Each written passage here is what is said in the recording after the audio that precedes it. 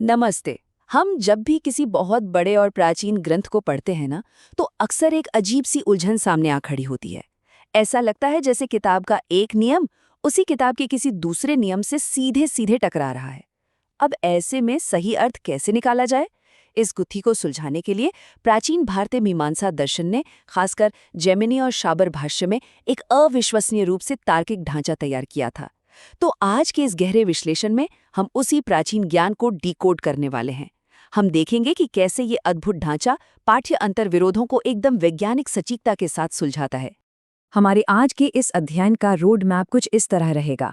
सबसे पहले हम व्याख्या के पदानुक्रम को समझेंगे, फिर संदर्भ बनाम क्रम को देखेंगे, उसके बाद क्रम बनाम नामकरण पर बात करेंगे और अंत में संघर्ष के दर्शन को गहराई से जानेंगे। भाग 1, व्याख्या का पदानुक्रम। ठीक है, चलिए इसमें गहराई से उतरते हैं। देखिए, जैमिनी का मीमांसा सूत्र ना किसी मास्टर लीगल रूल बुक की तरह काम करता है। इसमें 6 स्तरों का एक बहुत ही सख्त पदानुक्रम है, यानी एक के बाद एक हायरार्की। सबसे ऊपर है श्रुति, जिसका मतलब है प्रत्यक्ष पाठ, फिर आता है लिंग, फिर वाक्य, उसके बाद प्रकरण यानी संदर्भ, फिर स्थान जिसे हम क्रम भी कहते हैं, और सबसे आखिर में समाख्या यानी नामकरण। अब यहाँ मूल नियम बिल्कुल सीधा सा है।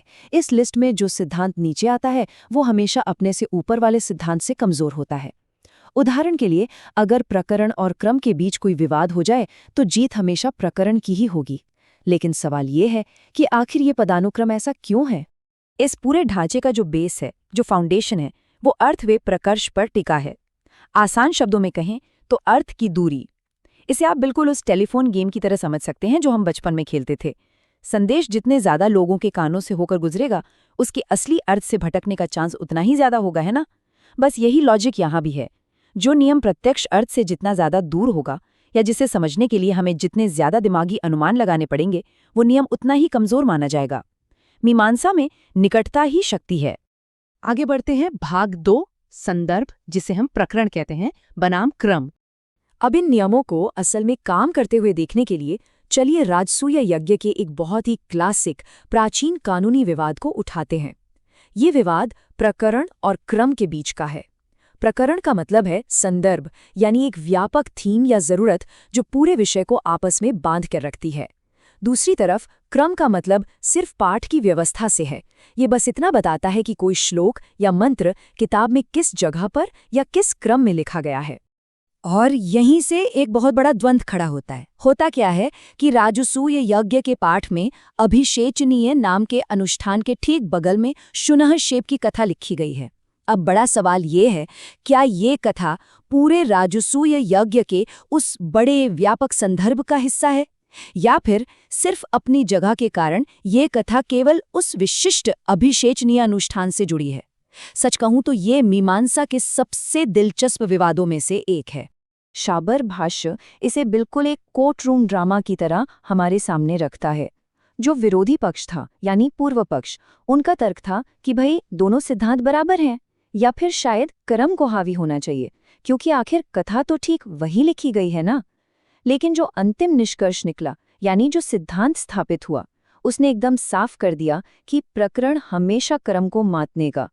इसका मतलब है कि वो कथा पूरे राजसूय यज्ञ से जुड़ी है, ना कि उसके किसी एक छोटे से हिस्से से। पर सोचने वाली बात है, ऐसा क्यों? और ये बहुत ही शानदार ढंग से दर्शाता है कि अर्थ विप्रकर्ष का सिद्धांत असल में कैसे काम करता है।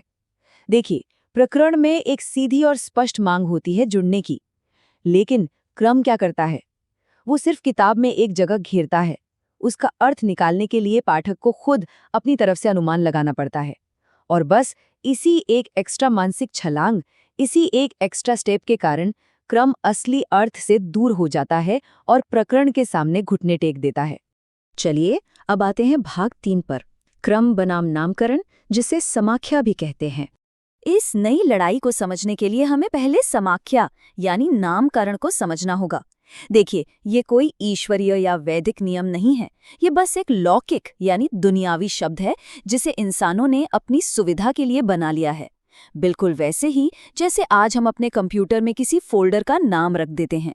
ये व्याकरण के गहरे नियमों पर नहीं, बल्कि सिर्फ मानवीय वर्गीकरण पर निर्भर करता है। अब इस दिलचस्प दुविधा को देखिए। वेदों में बर्तनों को शुद्ध करने के लिए एक मंत्र दिया गया है, शुद्ध ध्वम। ये मंत्र सान्नाह्य नाम के बर्तनों की सीरीज या क्रम में आता है।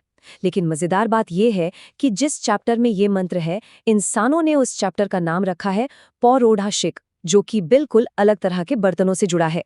अब आप ही सोचिए, मंत्र का उपयोग किसके लिए होना चाहिए? उसकी जगह यानी क्रम के आधार पर, या फिर चैप्टर के नाम के आधार पर? यहाँ विरोधी पक्ष ने बड़ा ही चतुर तर्क दिया। उन्होंने कहा कि अरे, क्रमा तो पिछले विवाद में प्रकरण से हार ही गया था ना, तो चूंकि वो पहले ही कमजोर साबित हो चुका है, तो शायद यहाँ अध्याय का नाम जीत जाए। लॉजिक तो सुनने में अच्छा लगता है, लेकिन मीमांसा का निष्कर्ष एकदम अडिग था।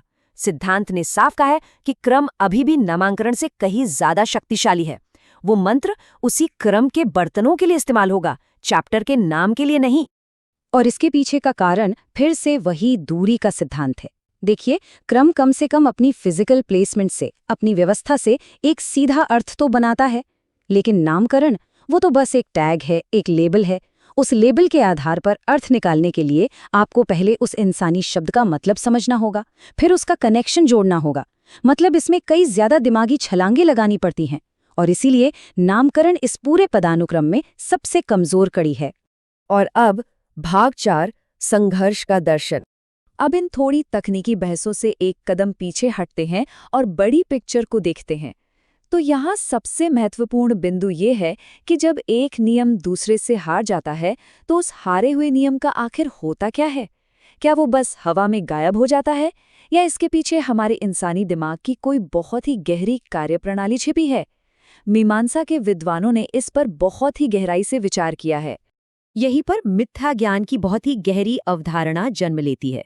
जब भी कोई कमजोर नियम कोई अर्थ प्रस्तुत करता है ना, तो वो चुपचाप नहीं बैठता।